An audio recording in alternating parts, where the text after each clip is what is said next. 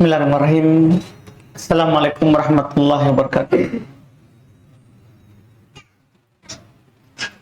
Innal hamdalillah nahmaduhu wa nasta'inuhu wa nastaghfiruh wa na'udzu billahi min shururi anfusina wa min sayyiati a'malina. May yahdihillahu fala mudhillalah wa may yudlil fala hadiyalah. Asyhadu an la ilaha illallah wahdahu la syarikalah wa asyhadu anna Muhammadan abduhu wa rasuluh sallallahu alaihi wa ala alihi wa ashabihi wa man tabi'ahum bi ihsan ila yaumiddin, amma ba'd. Alhamdulillah, pada malam hari ini kita di pertemuan ke-27 di dalam pembahasan Kitabut Tauhid karya Al-Imam Al-Mujaddid Syekhul Islam Muhammad Ibn Abdul Wahhab rahimahullahu ta'ala. Di malam hari ini kita akan membaca bab yang sangat penting sekali bagi kita, yaitu bab di Kitab Tauhid ini. Beliau akan mulai menyebutkan sebab kekafiran anak Adam dan sebab mereka meninggalkan agama mereka dalam bab keyakinan, dalam bab tauhid. Sebab kekafiran, sebab orang meninggalkan agama itu banyak sekali, banyak bentuknya. Cuman dalam pembahasan tauhid, keyakinan, ada sebab-sebab khusus yang menyebabkan seorang itu murtad. Mulai dari bab malam ini dan beberapa bab yang akan datang, beliau akan sebutkan lebih dari 3 bab ini penjelasan sebab seorang itu murtad. Kenapa bisa dia keluar dari agama, yang tidak ada agama yang sesempurna Islam, tidak ada agama yang diterima oleh Allah Subhanahu wa taala kecuali Islam. Tapi ada sebab yang membuat seorang itu keluar dari agama yang mulia ini. Beliau sebutkan di malam hari ini bab ini, bab pertama. Qala, beliau berkata, babun, bab maja'a anna sababa kufri bani adama wa tarkahum wa tarkihim dinahum huwal gulu fis solihin. Ini sebab pertama. Bab apa yang datang itu dari dalil Al-Quran ataupun hadis, keterangan bahwa sebab kafirnya anak Adam dan sebab mereka meninggalkan agama mereka adalah al-ghulu fis sholihin, adalah berlebihan terkait dengan orang-orang soleh. Ini bab beliau sebutkan sebab pokok dan mendasar.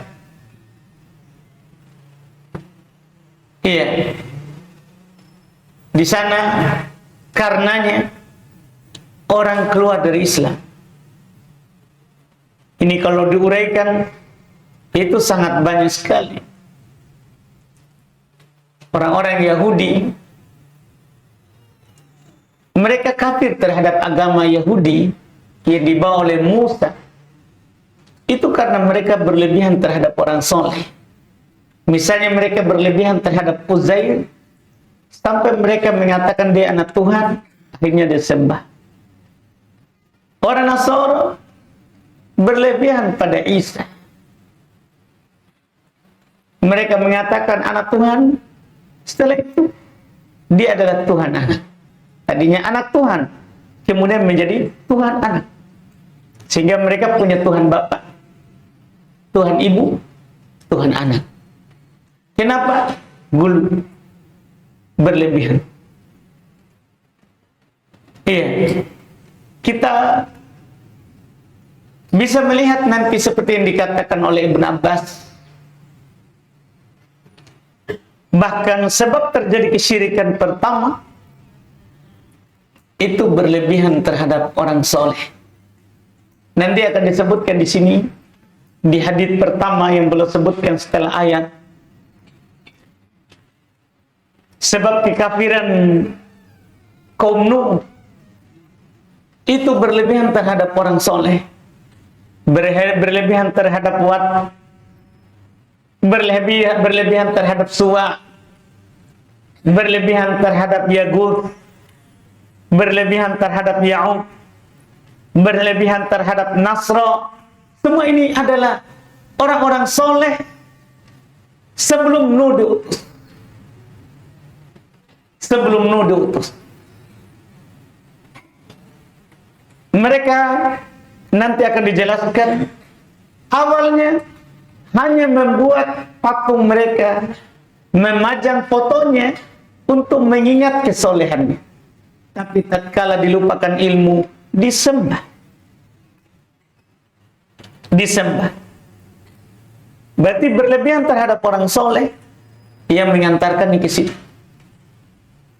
Yang mengantarkan mereka kepada kesyirikan. Dan bisa kita melihat bagaimana orang-orang yang muntasibun ilal Islam, orang-orang yang menyandarkan diri mereka ke Islam, kita bisa melihat di sana gulatus sufiyah, orang-orang yang berlebihan dari kalangan sufi. Iya, kenapa mereka sampai menyembah kuburan? Tawaf di kuburan, menyembelih untuk kuburan. Apa dasarnya sampai mereka seperti itu? Bahkan kenapa mereka bertabaruk, mengambil berkah dengan badannya orang soleh? Iya. Sebab pokok adalah berlebihan. Berlebihan di dalam menyikapi terkait dengan orang soleh. Iya. Kata Syekh Ibn Baz rahimahullahu ta'ala, al-maqsudu min hadal bab at-tahdir minal gulub. Tujuan dari bab ini dibawakan oleh Syekhul Islam Muhammad Ibn Abdul Wahhab, memperingatkan kita terkait dengan gulu, sifat berlebihan. Wabayan dan penjelasan. Anna mahabbatas sholihin wa rusul wal awliya dinun yudanu bih. Menjelaskan juga bahwa mencintai orang soleh, mencintai para rasul, mencintai para wali Allah, itu agama yang kita beragama dengannya. Wa huwa mimma syara'ahullah. Dia termasuk yang disyariatkan oleh Allah. Kita dianjurkan untuk mencintai orang baik, mencintai orang soleh. Bahkan Nabi SAW menyatakan bahwa kita akan bersama orang yang kita cintai. Walaupun kita tidak beramal dengan amalan mereka, kalau kita mencintainya maka kita akan bersama mereka. Ini disyariatkan oleh Allah. Akan tapi kata beliau, lakin hadal hub la yajuzul gulupi. Akan tapi kecintaan ini tidak boleh berlebihan. Tidak boleh berlebihan. Fa hubbuhum yaqtadi sair fi masirihim. Ini hakikat cinta kepada para nabi, cinta kepada orang soleh. Mencintai mereka mengharuskan kita berjalan di atas jalan mereka. Itu maksudnya. Kita beribadah seperti mereka beribadah. Itu artinya cinta para nabi, cinta para rasul, cinta orang soleh. Wa wifqu manahijihim, sesuai dengan manhaj mereka. Wa taraddi anhum la ibadatahum, dan mendoakan ridho terhadap mereka, bukan menyembah mereka. Wal istighatsati bihim, dan bukan meminta pertolongan pada mereka, bukan. Ini bab ini. Ini juga yang dikatakan oleh Syekh Abdurrahman Ibn Nasir As-Sa'di rahimahullah. Beliau berkata, wal gulu huwa mujawazatul hadd. Gulu itu melampaui batas. Bi an yuj'al lisolihina min huquqillahil khassabi, yaitu dengan dijadikan untuk orang-orang soleh dari hak khusus Allah. Allah punya hak khusus. Kita menyembahnya, beribadah kepadanya, berdoa kepadanya. Sekarang ada orang berdoa kepada orang soleh, berarti dia menjadikan hak khususnya Allah terhadap orang soleh. Itu namanya melewati batas. Itu namanya gulu. Itu yang disebut dengan gulu. Iya. Ini yang beliau katakan. Dan Syekh Ibnu Taimiyah rahimahullah, beliau punya ucapan agak keras dalam masalah ini. Iya. Beliau berkata, awwalu syai'in ghayyara bihi dinal anbiya wa syirk wa sababuhu wal qulub as-salih.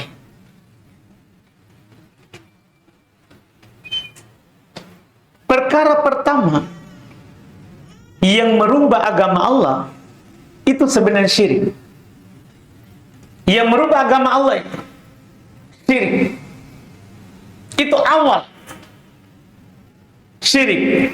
Sebabnya apa sebab orang syirik? Yang awal pertama merubah agama Allah syirik. Setelah itu kalau kita ingatkan syirik, itu masalah. Karena ini pertama sekali yang merubah agama Allah. Bid'ah itu ikut setelah. Karena kapan orang syirik pasti bid'ah. Karena ketika dia duakan Allah, pasti dia juga punya yang mensyariatkan selain Allah. Lihat saja pelaku syirik, mereka buat bid'ah banyak. Lihat saja orang-orang sufi, bahkan mereka berani mengatakan halal berdusta atas nama Nabi supaya orang semangat beribadah. Makanya dusta yang banyak di sana. Itu kedua setelah syirik. Tapi apa sebenarnya sebabnya? Kenapa bisa syirik? Kata Syekh Ibnu Taimiyah, wa sababuhu wal gulu fis shalihin. Sebabnya adalah ketika mereka gulu, berlebihan terkait dengan orang soleh. Iya, kita juga ini bisa syirik, naudzubillah. Kalau kita berlebihan mencintai ustadz kita, sampai apapun yang dia bilang pasti benar, yang lain salah. Lama-lama kita nanti gulu. Iya, makanya nanti akan kelihatan hadis bagaimana Nabi menutup ini celah, menutup yang namanya pintu gulu. Karena kenapa? Ini sebab terjadinya syirik pertama di muka bumi ini, gulu fis sholihin. Berlebihan terkait dengan orang soleh. Orang soleh, kita memuliakan mereka, kita hormati karena kesolehannya. Iya. Dengan kata lain yang disebutkan juga oleh Syekh Abdurrahman bin Nasir As-Sa'di, kita menghormati Rasul, mencintai Rasul. Kita. Tapi kata Syekh Abdurrahman bin Nasir As-Sa'di, walakin hadhihi lillahi aslan walir rusuli tab'an lihaqqillah. Akan tetapi asal kecintaan kita adalah karena Allah. Rasul ikut karena dia adalah utusan Allah, bukan asal. Kita mencintai Rasul karena dia utusan Allah, bukan karena dia sama dengan Allah. Tidak, dia adalah sebagai utusan Allah, maka kita mencintainya. Sebatas itu, tidak lebih dari itu. Karena kapan lebih, maka itu akan mulai membahayakan. Kita akan menyamakan Rasul dengan Allah. Lama-lama kita akan menyembahnya dengan keyakinan dia adalah Allah. Iya. Lihat orang Rafidhah, Syiah Rafidhah. Iya, yang berlebihan dalam memuji Ali. Kita tahu apa ujungnya. Sampai dikatakan, awal-awal mereka bilang Abu Bakar dan Umar lebih utama dari Ali. Awal begitu. Lama-lama Jibril berkhianat, harusnya turun kepada Ali, tapi kok ke Muhammad. Lama-lama mereka bilang antahu, kamu dia, maksudnya kamu Tuhan. Bayangkan itu, berlebihan terkait dengan orang soleh. Berlebihan terkait dengan orang soleh membuat mereka sesat dan mereka murtad, keluar dari agama. Keluar dari agama. Iya, ini adalah bab tentunya yang sangat penting sekali. Banyak sekali ucapan dari ulama kita yang mendukung apa yang disebutkan oleh Syekh Muhammad Ibn Abdul Wahhab rahimahullahu ta'ala. Iya.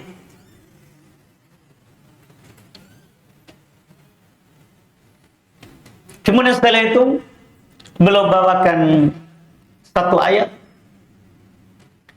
dan 4 hadis.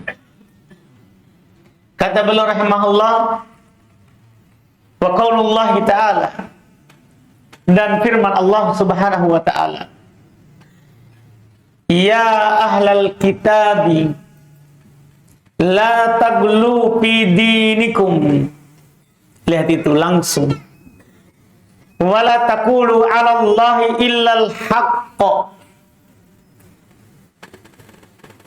innamal masihu Isa ibn Maryam Rasulullah wa kalimatuhu alqaha ila Maryam wa ruhum min. Kata Allah, wahai ahli kitab, jangan kalian gulu dalam agama kalian. Itu ahli kitab, kita juga tentunya.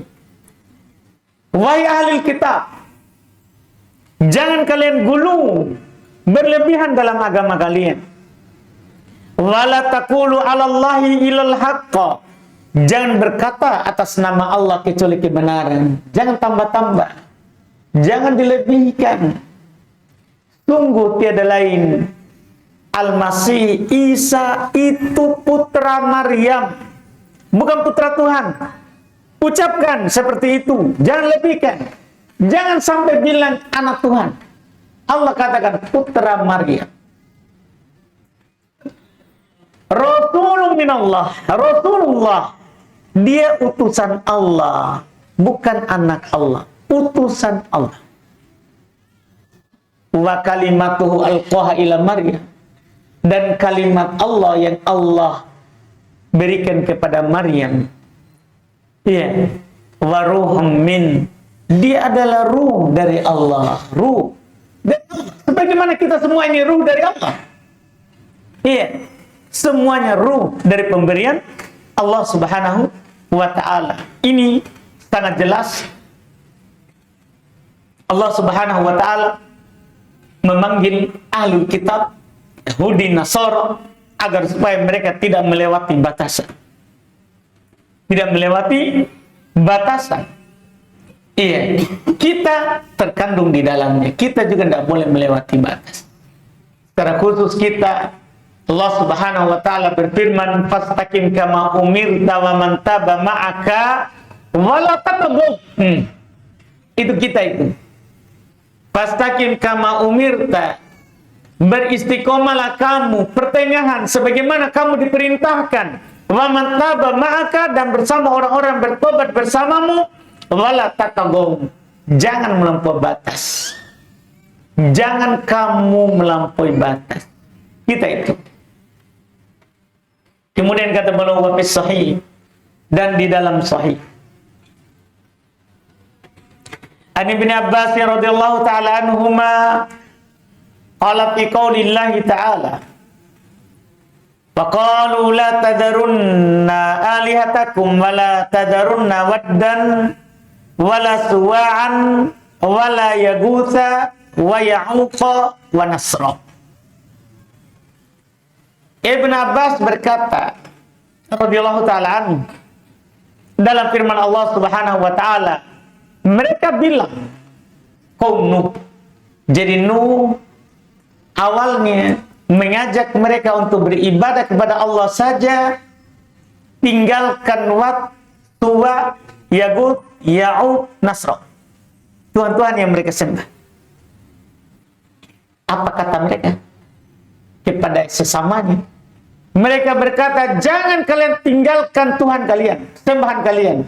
Jangan tinggalkan Wat, jangan tinggalkan Suwa, jangan tinggalkan Yagut, jangan tinggalkan Ya'uq, jangan tinggalkan Nasra. Bayangkan, diajak menyembah Allah sampai gulunya itu.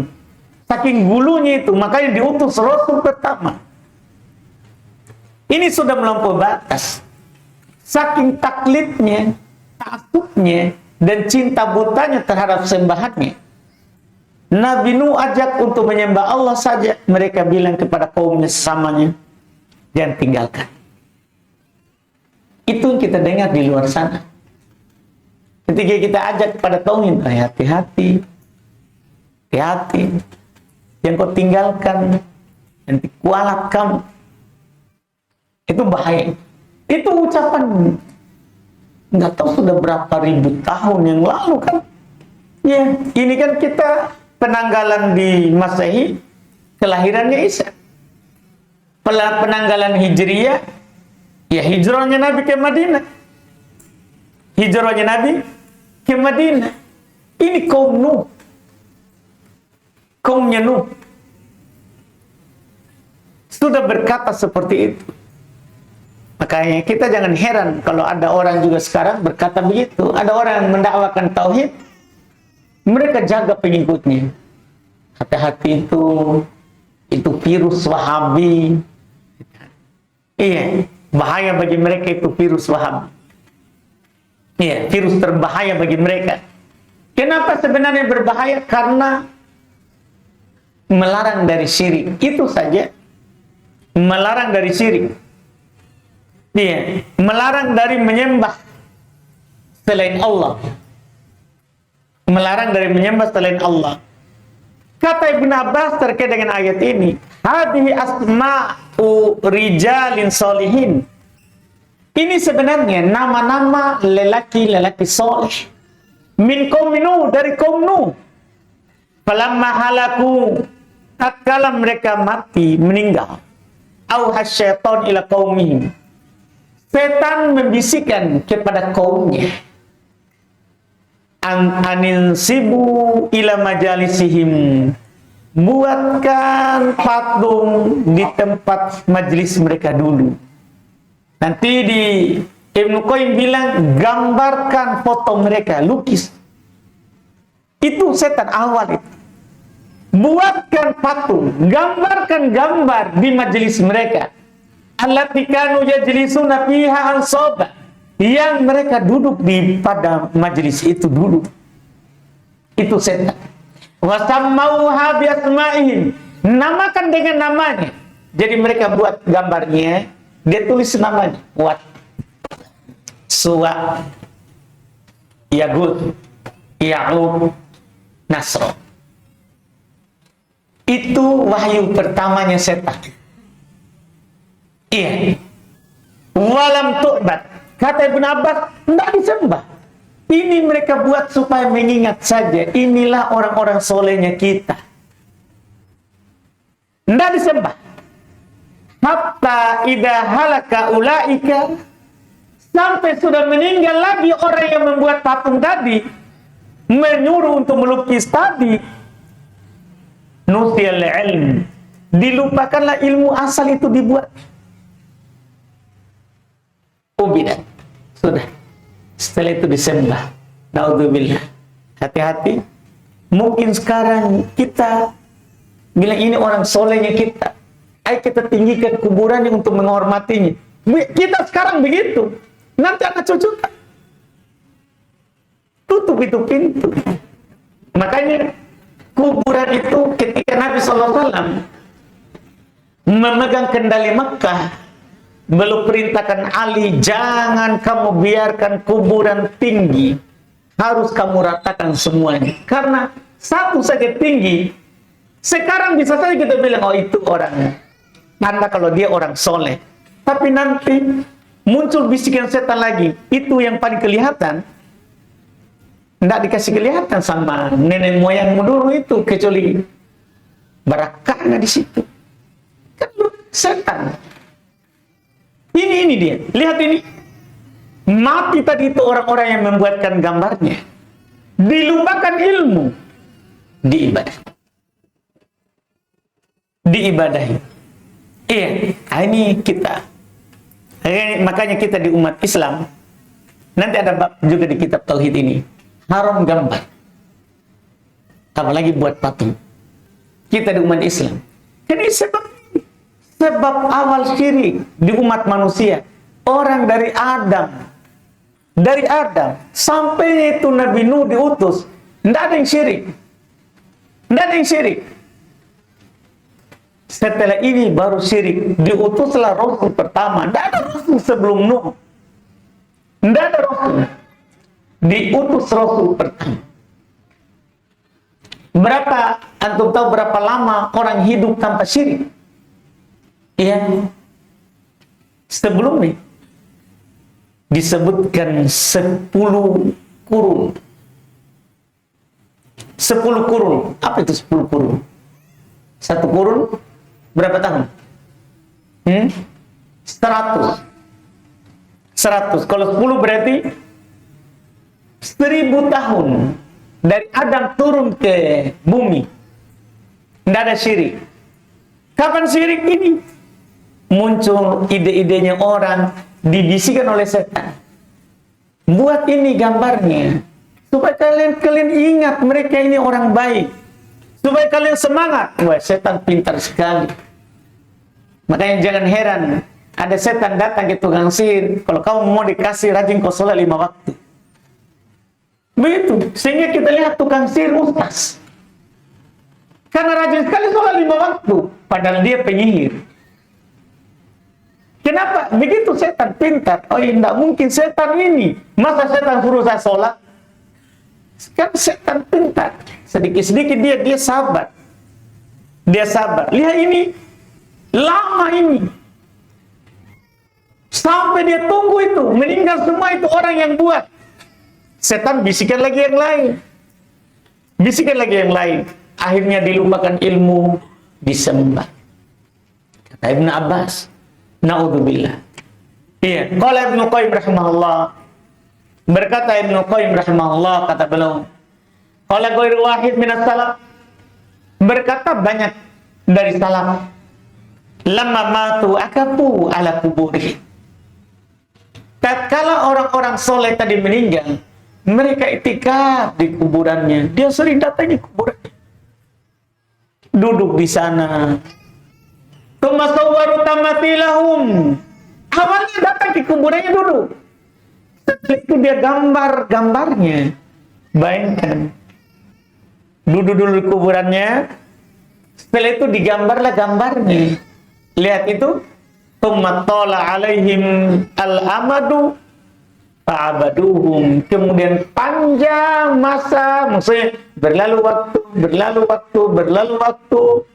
Setelah itu diibadahilah. Bukan orang yang tadi, diibadahi oleh cucu-cucunya nanti. Na'udzubillah.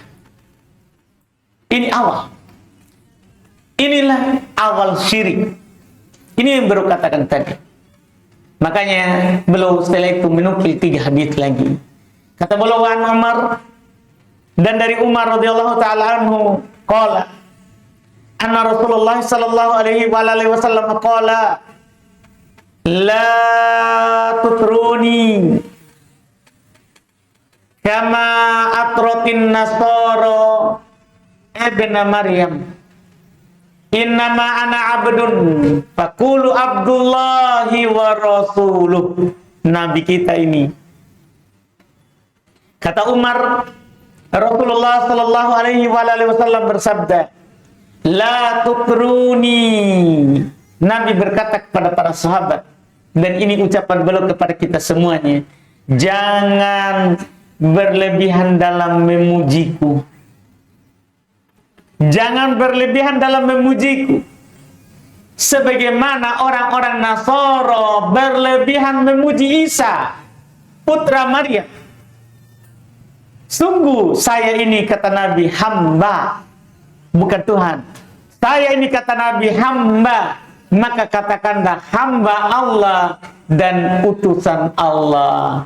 Jangan sampai kita pergi berdoa, ini hamba Allah dan utusan Allah. Ini langsung dari Nabi. Langsung dari Nabi. Iya. Kepada kita umatnya, jangan berlebihan memujiku. Seperti orang-orang Nasara berlebihan memuji Ibnu Maryam. Katakanlah Nabi kita adalah Abdullah wa Rasul, hamba Allah dan utusan Allah. Juga beliau bawakan hadis berikutnya waqala, dan beliau juga berkata, qala Rasulullah sallallahu alaihi wasallam, Rasulullah sallallahu alaihi wasallam bersabda, mengingatkan kita, iyyakum wal gulu. Hati-hati kalian dari gulu. Hati-hati kalian dari berlebihan. Fa innama ahlaka man kana qablakum al-gulu.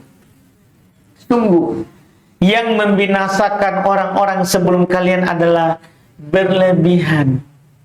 Makanya kita ini umat Islam dalam semua hal jangan berlebihan. Apalagi terkait dengan hak orang soleh. Dalam segala hal tidak boleh berlebihan. Segala hal. Lihat orang, kita mungkin sering dengar orang yang datang kepada istri Nabi, yang menanyakan ibadahnya Nabi. Di antara mereka ada yang bilang, adapun saya tidak akan tidur di malam hari, akan sholat semalam penuh. Satunya lagi, adapun saya tidak akan berbuka di siang hari, setiap hari akan berpuasa. Satunya bilang lagi, adapun saya tidak akan menikah. Ya, karena menikah ini mengganggu fokus ibadah. Nabi mengingatkan mereka dengan keras. Dan belum mengatakan, saya ini adalah orang yang paling bertakwa kepada Allah. Tapi saya juga tidur dan sholat. Saya juga berpuasa dan juga berbuka. Saya juga menikah. Saya juga menikah. Ini menunjukkan tidak boleh berlebihan. Dan juga Nabi SAW bersabda, qaribu wastaddidu. Mendekatlah dan beristiqomalah. Karena walam yushaddad din illa ghalabah. Tidak ada orang berlebihan di atas agama ini kecuali pasti dia yang kalah. Bukan agama yang kalah, dia yang akan kalah. Kalau kita gulu, kita yang kalah. Dalam agama, dalam beramal, apalagi dalam masalah yang membawa kesyirikan. Jangan gulu, kata Nabi. Orang sebelum kita binasa itu karena gulu. Mereka binasa karena gulu. Juga Nabi SAW bersabda di hadits penutup yang beliau bawakan, wali Muslim, dan dalam riwayat Imam Muslim,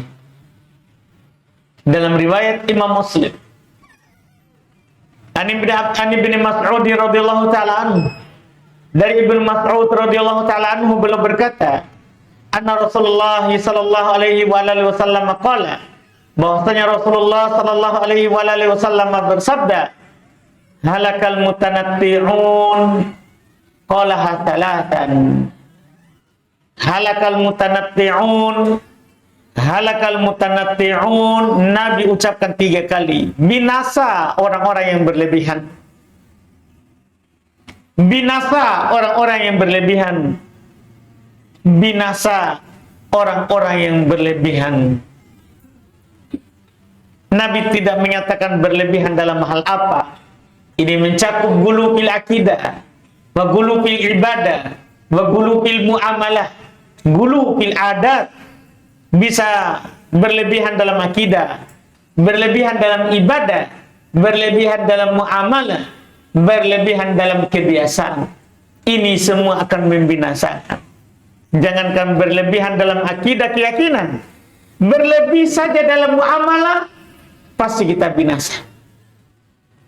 Pasti kita binasa. Apalagi berlebihan di dalam akidah, lebih membinasakan lagi. Dari sini Syekh Shalih Al-Fauzan hafizahullah taala beliau berkata, ma yustafadu minal hadits, apa yang diambil faedah dari hadits ini, annahyu anil gulu wa bayan su'akibati, larangan dari sifat berlebihan dan penjelasan ternyata buruk akibatnya. Kesudahan orang yang berlebihan itu ternyata sangat buruk, mengantarkan ke syirik. Naudzubillah. Kemudian yang kedua, faedah kedua, kata beliau, al-i'tibar biman sabaqona minal umam. Kita harus ambil pelajaran dari orang-orang yang terdahulu dari umat manusia.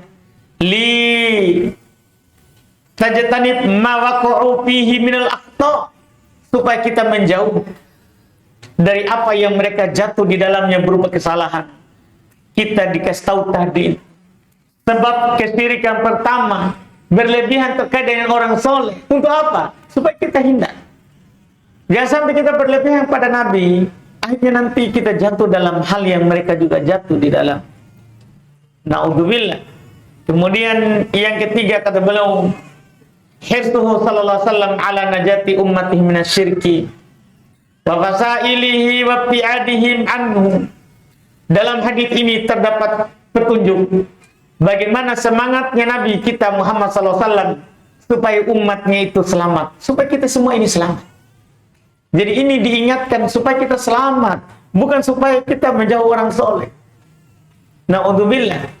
Ya, di sana ada orang mencela orang gara-gara dia mendakwakan supaya ikhlas saja, jauhi kuburan.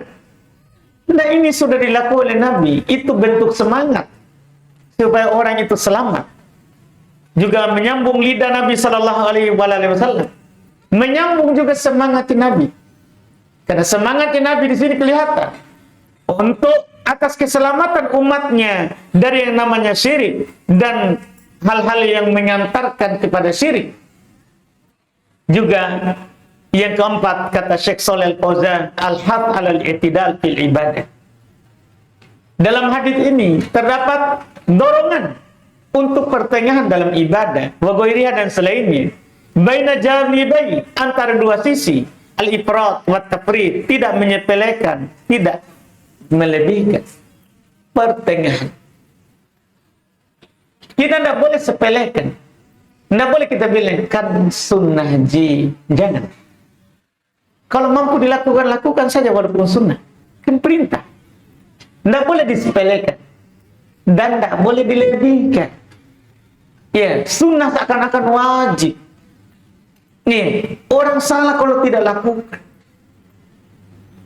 Tidak boleh juga berlebihan. Iya, tidak boleh juga berlebihan.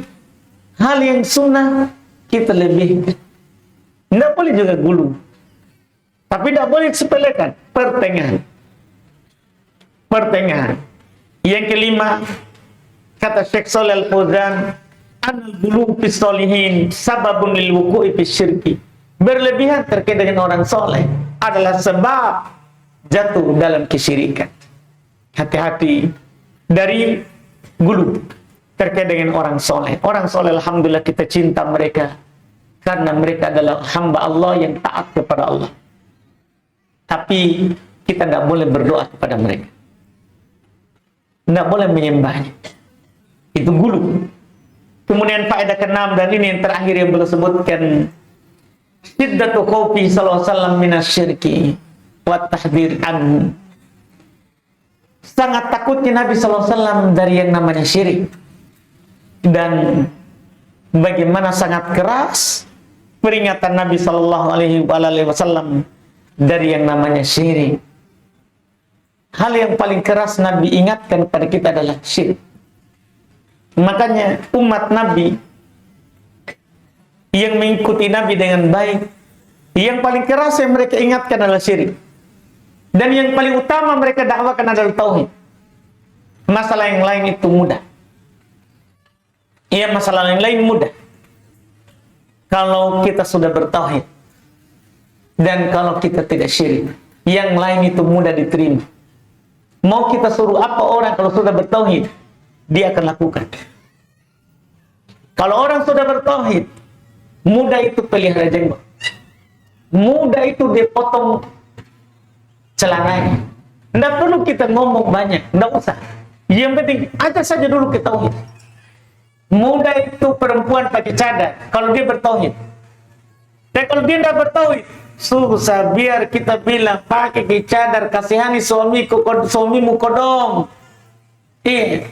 Biar kita kasih tahu, bagaimanapun kita menangis emas pun, apalagi menangis darah, menangis emas dia tidak akan pakai cadar. Dan kalau kita ajak dia, ayo kita pergi sana belajar tauhid. Jangan bilang kita tauhid. Antum tak perhatikan judul kita sekarang.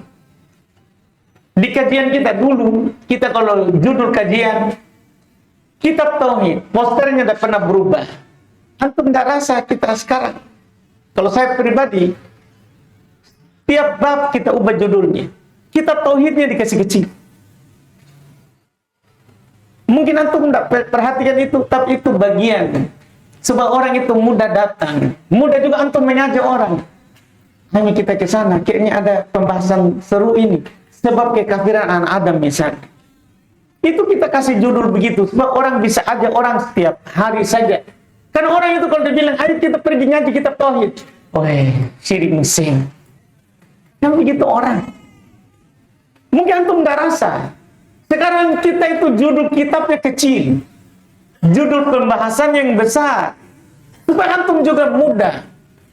Ajak orang. Mudah. Alhamdulillah, mungkin dengan sebab itu juga selalu kita punya kajian rame. Sebab kalau dibilang dulu ngaji kitab tauhid, selesai orang sudah loyo dulu. Kan begitu. Orang sekarang sukanya tematik. Dan sekarang biar kajian kitab kita kasih tematik. Karena kita tahu ini muka-muka sudah pada malas. Iya, harus ada judul yang menarik. Itu untuk apa itu? Supaya ini orang itu enggak. Iya, kan orang sudah apa sih alergi duluan kalau dibilang kitab tauhid. Padahal kita kasih kitab tauhid. Cuman judulnya. Judulnya supaya orang mau dulu hadir tauhid. Setelah itu gampang sekali. Iya, gampang sekali. Nggak perlu kita pergi ambil rokok di mulutnya baru kita pocah. Nggak perlu. Dia akan matikan sendiri rokoknya nanti kalau dia bertauhid. Kalau dia bertauhid, ya sahabat. Kita kira khamar itu duluan langsung awal Islam diharumkan. Tidak. Ketika mereka bertauhid, muncul pertanyaannya, gimana ini khamar? Makanya dibilang di Quran, wa yas'alunaka 'anil khamar. Jadi itu khamar bukan awal langsung diharamkan, tapi mereka bertanya. Di mana itu? Di Madinah itu. Setelah tauhid mantap, mereka mulai bertanya, halalkah ini khamar? Karena kalau kita minum khamar, setelah itu berkelahi. Begitu. Ya, macam orang sana yang minum balo kaci. Kalau balo manis ya, tidak ada masalah itu. Tapi kalau kaci mukanya selesai nih. Setelah itu, mulai pukul istri, pukul anak, pukul teman, ya kan? Sedikit disenggol sedikit langsung naik tahu kai balau, kan begitu. Itu muncul begitu, dulu orang begitu. Mulailah mereka bertanya gimana ini. Makanya awalnya dibilang ada manfaatnya itu, tapi dosanya lebih besar. Tidak dibilang haram. Itu awal turunnya. Setelah itu turun lagi, jangan kalian sholat kalau mabuk. Tiga tahap. Jangan kalian sholat kalau mabuk. Setelah itu mereka pikir, nggak usah kita minum kah? Sebentar-sebentar kita sholat lagi. Akhirnya mereka terbiasa meninggalkannya. Malamnya dia tidak minum karena mau sholat subuh. Setelah itu tidak minum, sebentar sholat asar. Setelah sholat asar, sebentar maghrib. Mau minum setelah maghrib, mungkin isya. Mau minum setelah isya. Tidak terbangun ke subuh ini. Dia mulai tinggalkan. Turunlah haram. Tapi maksud saya, kapan itu? Iya kan? Nabi sudah berdakwah 13 tahun di Makkah tauhid.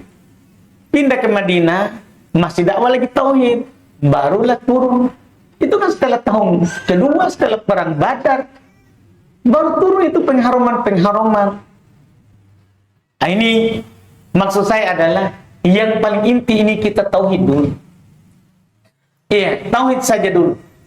Yang lain itu gampang. Inilah yang diingatkan oleh Nabi SAW. Nabi itu paling takut dari syirik dan paling keras mengingatkan yang namanya syirik. Jangan sampai kita pergi keras di riba, syirik tidak pernah keras. Sebagian orang begitu, bicara di mana-mana riba. Apa-apa riba, sampai denda PLN, PDAM, semua riba. Nah, hidup kok di gunung itu. Kan tidak ada yang tidak riba kalau begitu hidup. Itu sedikit-sedikit riba saja di mulutnya. Akhirnya orang susah juga menerima. Akhirnya orang setelahnya meninggalkan itu. Akhirnya jadi putur juga. Karena tidak ada tauhid. Karena tidak ada tauhid. Ini masalah. Bagus itu, tapi ada yang lebih utama. Yang orang itu akan mudah meninggalkan dosa itu. Dan nanti juga tawakalnya tinggi. Jangan sampai kita bilang itu haram, dia tinggalkan, setelah itu dia tidak sholat. Dia tidak beribadah kepada Allah, akhirnya dia malah lebih jauh daripada keadaan sebelumnya. Ini kan harus diperhatikan apa yang disebutkan oleh Nabi SAW sana di sini di hadits ini. Alhamdulillah, insyaallah kita nanti lanjut lagi di pertemuan akan datang, masih sama ya, terkait dengan beribadah kepada Allah di kuburan orang soleh. Nanti kita ambil lagi insyaallah. Kita adzan dulu.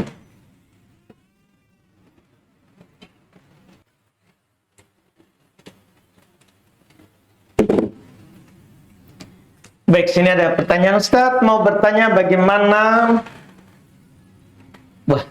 solusinya bila ada anak tidak mau mondok, padahal tadinya mondok, setelah pulang ke rumah tidak mau lagi masuk di pondoknya. Umur berapa? Kan kita lihat juga umur. Kan ada anak ya kalau masih umur belum balik, kalau dia tidak mau mondok, ya di rumah saja. Yang penting dia jaga yang wajib. Kalau belum balik, kita perintahkan dia untuk sholat. Kalau di atas 10 tahun kita mulai pukul kalau dia tidak mau sholat. Iya. Nanti kalau dia berusia balik, ya kita tetap ajak. Kita menganjurkan mengusulkan kepadanya untuk masuk ke pesantren. Kalau mau alhamdulillah, kalau tidak mau maka sudah balik. Kita orang tua hanya menyampaikan, ya, hanya menyampaikan kepadanya apa yang baik untuknya. Kita seperti yang di para salaf dulu, ya, mereka hanya berwasiat kepada anak-anak. Bentuknya wasiat. Iya, banyak di antara wasiat mereka ada yang berkata kepada anaknya, "Idza aradta ad-dunya fa'alaika bil ilmi wa idza aradta al-akhirah fa'alaika bil ilmi." Ini nasihat salaf kepada anaknya mereka. Kalau kamu mau dunia, kamu harus belajar ilmu. Kalau kamu mau akhirat, kamu harus belajar ilmu. Jadi kamu mau apa hidupmu di dunia ini? Kalau dia bilang, saya mau dapat dunia, ya belajar. Karena orang kalau mau dunia, terus fokusnya kerja dunia, tidak dapat. Kecuali apa yang dituliskan untuknya. Tapi kalau dia belajar, fokus akhirat, dunia akan datang mengejarnya. Dunia akan datang mengejar. Sudah banyak ya dari para salaf dulu mendapatkan itu. Mereka fokus akhirat, fokus ilmu, dunia datang kepadanya. Dunia datang kepadanya. Ia dalam bab hanya menceritakan nikmat saja. Semoga Allah tetap menjaganya. Dan saya pribadi punya mobil 2. Tidak kerja dunia. Mungkin orang kerja dunia dari jam 8 sampai jam 5 tidak ada mobilnya, cuma punya motor. Ya alhamdulillah. Alhamdulillah. Cuman saya tidak beli. Orang kasih. Ada orang bilang ke saya siang-siang, WA, foto stnk, surat mobil dengan mobilnya. Ustaz, ini mobil saya. Siapa tahu Ustaz mau pakai. Dikasih. Maksudnya ini hanya sekedar menceritakan ini. Bahwa kalau kita fokus agama, kita tidak rugi dunia. Cuman butuh saja sabar. Kan tidak mungkin kita baru start langsung ke mau mobil. Mana ini janjinya Allah? Tidak juga. Allah juga akan melihat dulu ada parkiran tak atau tidak. Jangan sampai kita dikasih mobil tidak ada parkiran tak. Harus juga jalan 2 kilo baru sampai rumah kan? Tidak cocok. Terus cukup nggak uang tak untuk bayar pajaknya? Motor saja bayarnya 200.000 kita tunggak. Kita dikasih mobil yang bayarnya 2.600.000 gimana? Atau kita dikasih mobil bayarnya pajaknya 9 juta gimana? Kan maksudnya juga kan harus kita bersabar. Ini hanya sekedar menceritakan. Iya, menceritakan. Jadi banyak dari guru-guru kita begitu. Iya. Kalau kita fokus dunia malah tidak datang. Malah kita fokus agama, datang sendiri. Datang sendiri. Ya tidak beda lah. Saya sama antum sama nih. Sama-sama manusia. Cuman kita akan mau dilihat fokus kita di mana ini. Fokus kita ini di mana. Begitu. Iya. Ini yang harus kita pahami. Dan ini sebagai nasihat. Ini maksud saya karena pernah juga saya dinasihati oleh guru saya begitu juga. Jadi saya nasihatkan antum juga begitu juga. Maksudnya kita wasiatkan ke anak begitu. Tidak jauh bedanya antara saya dan antum, guru dan murid. Antara guru saya dan saya dengan muridnya. Begitu juga. Iya, sama aja semua. Iya, sama semua nasihat. Antara kita dengan anak, begitu juga. Antum, saya ada buku PDF tapi dia terkait dengan wasiatnya para orang tua kepada anaknya. Ternyata kebanyakan wasiat orang tua kepada anaknya itu adalah hanya menasihati anaknya untuk perhatian terhadap ilmu. Karena itu tadi, di antaranya tadi itu yang saya dapat. Kalau kamu mau dunia, ilmu. Kalau kamu mau akhirat, ilmu. Itu namanya wasiat orang tua kepada anaknya. Kepada anaknya. Kalau diterima, alhamdulillah. Kalau tidak diterima, ya doakan hidayah. Doakan hidayah untuknya. Wallahu a'lam.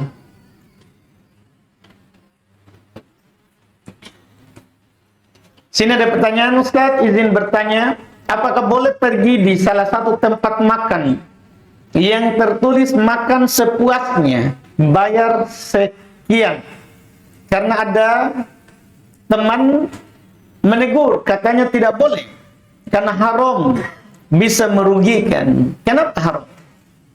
Ya, tidak haram. Boleh kita pergi makan di tempat yang makan bayar sekian, makan sepuasnya. Karena mereka juga sudah takar, ya, sudah melakukan, apa itu istilahnya? Survei. Orang itu selapar-laparnya, makannya cuma sekian. Makanya dia takar harganya sekian. Selapar-laparnya. Adapun lebih dari itu nadir. Jarang sekali. Jarang sekali. Misalnya ada orang bilang, makan coto, bayar cotonya gratis ketupat. Orang sudah ini, bahwa dia sudah taruh harga itu ketupat di coto. Paling mungkin orang dia bilang makannya rata-rata 3. Bisa anggap begitu. Jarang yang 9. Walaupun ada, tapi kan kalau dalam masalah muamalah, an-nadir la hukmalah. Yang terkadang itu tidak dijadikan patokan. Yang menjadi patokan adalah al-ghalib, kebanyakan. Jadi harga itu harga kebanyakan orang. Harga kebanyakan orang. Iya, itu dia. Kalau ada yang lebih dari itu, dimaafkan dalam syariat. Dimaafkan dalam syariat. Jadi tidak ada masalah. Iya, tidak ada yang dirugikan di sini. Tidak ada yang dirugikan. Iya.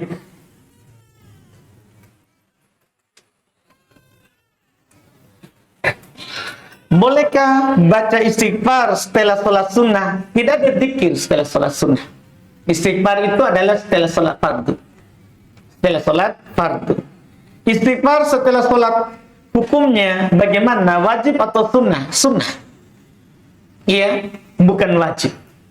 Dia dianjurkan.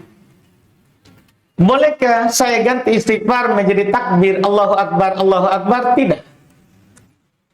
Istighfar sunnah tersendiri, takbir sunnah tersendiri, tidak bisa saling menggantikan. Ya, kalau kita setelah sholat Allahu Akbar, tetap istighfar. Astagfirullah, astagfirullah. Tetap, tidak saling menggantikan. Tapi itu adalah diajarkan semuanya. Ya, boleh bertakbir, sunnah beristighfar. Sebagaimana sunnah juga yang lain, dibaca Allahumma antas salam wa minkas salam, itu sunnah semua. Setelah sholat, itu dikir-dikir setelah sholat, tidak saling menggantikan, tidak saling menggantikan. Bagaimana cara melaksanakan sholat sunnah yang jumlahnya 4 rakaat? 2 tambah 2 atau langsung 4 rakaat? Ini yang kita maksud sholat malam atau sholat siang. Kalau sholat malam, Nabi telah bilang, sholatul laili matna. Sholat malam itu 2-2. Sholat siang gimana? Seperti 2 rakaat, 4 rakaat sebelum duhur, 4 rakaat setelah duhur. Kita lakukan 4 atau 2-2. Lafaz haditsnya 4 sebelum duhur, 4 setelah duhur. Maka dari sini para ulama mengatakan 4 1 kali tahiyat. 4 1 kali tahiyat, tidak ada tasyahud awal. Langsung tasyahud akhir, salam. Tapi sebagian ulama juga berpendapat 2-2. 2-2, bukan 4 sekaligus. Kenapa? Karena sholat sunnah disamakan dengan sholat sunnah malam. Sholat sunnah malam juga siang seperti itu. Karena terdapat dalil isyarat. Diisyaratkan untuk sholat malam yang sama-sama sholat sunnah. Maka sama juga dengan sholat siang, juga 2-2. Semua ada sisi. Masing-masing dari 2 pendapat ini adalah khilaf tanawwu, ini adalah khilaf yang bisa dikompromikan. Iya, yang sama-sama punya dalil yang membolehkan kita sholat 4 sekaligus atau 2. Yang penting kan 4 rakaat. Ya, sama dengan Nabi hadits Aisyah yang menyatakan bahwa Nabi SAW tidak pernah lebih dari 11 rakaat dalam sholat malam. Itu kata Aisyah. Prakteknya Nabi kadang melakukan 2 baru 1. Ini 11 ini. 11 tadi itu. Kadang Nabi lakukan begini. 2 baru 1. 11. Kadang juga Nabi lakukan 2. Berapa itu? 8 baru 3. Jadi di yang kelima itu 3. Kadang juga Nabi 2. Berapa itu? 6 baru langsung 5. Itu semua sah. Kadang juga Nabi 2. Berapa itu? 4 langsung 7. 1 tasyahud. Kadang juga Nabi SAW 2 saja langsung 9. 2 tasyahud. Di rakaat ke-8 belum tasyahud. Kemudian bangkit rakaat 9. Tasyahud lain. Jadi 11 tidak pernah lebih dari 11. Tapi pelaksanaannya kadang witir kan boleh. Witir itu kan boleh 1, boleh 3, boleh 5, boleh 7, boleh 9. 5 cara Nabi witir. 5 cara Nabi witir. Berarti kalau tidak pernah lebih dari 11, begitulah tadi pelaksanaannya. Kan tidak pernah lebih dari 11. Sementara kadang belum witir 1, kadang belum witir 3, kadang belum witir 5, kadang belum witir 7, kadang belum witir 9. Nah, semua ini adalah sama dalam pelaksanaannya. Asalnya 2, kecuali witir tentunya. Kalau witir ya tidak boleh 2, harus ganjil. Harus ganjil. Ini wallahualam dalam pelaksanaan di dalam sholat malam, demikian pula sholat siang.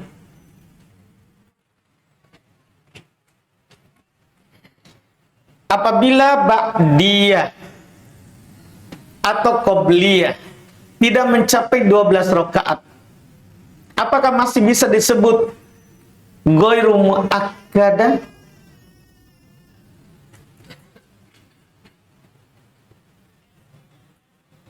Maksudnya apa ini? Ba'diyah, qobliyah tidak sampai 12. Terus apakah disebut ghairu muakkadah? Maksudnya apa itu? Siapa punya?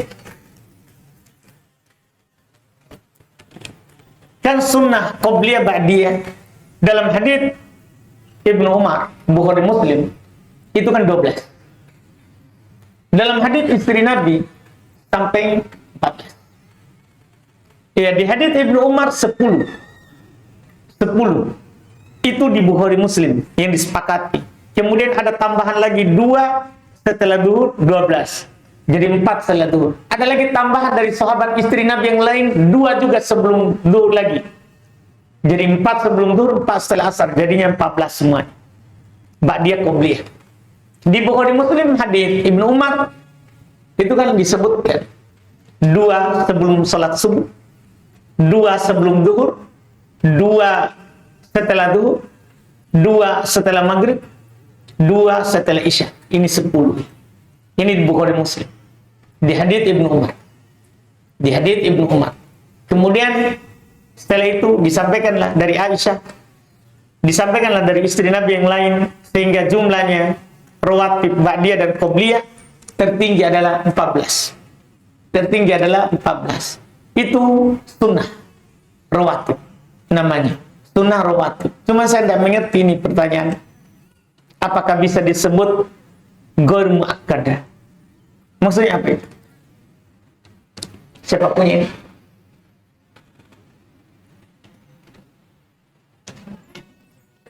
Hah? Tidak ada ya? Selalu kalau tanya begini, tidak ada ini. Iya, alhamdulillah. tulisan setan gini. Tulisan jin. Tulisannya jin kan ya? Alhamdulillah. Gimana ini? Iya kan? Tidak ada ya? Susah kalau orang mengaku ya pada laki-laki semua ini tidak berani. Pantasan kita tidak berani ya. Karena penakut semua. Alhamdulillah. Kalau gitu kita cukupkan karena tidak mengaku ini. Yang jelas masalah sholat rawatib itu sholat sunnah.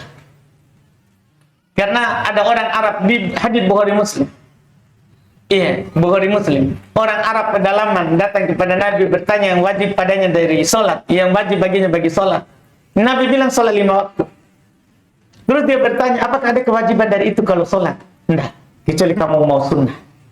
Kecuali kamu mau sholat sunnah ya, itu hukumnya sholat sunnah. Bukan sholat yang wajib. Iya, wallahu alam. Kita cukupkan, mudah-mudahan bermanfaat. Insyaallah kita lanjut lagi di pertemuan akan datang. Subhanallah, hamdik, asyhadu an la ilaha illa anta, astaghfiruka wa atubu ilaik. Assalamualaikum warahmatullahi wabarakatuh.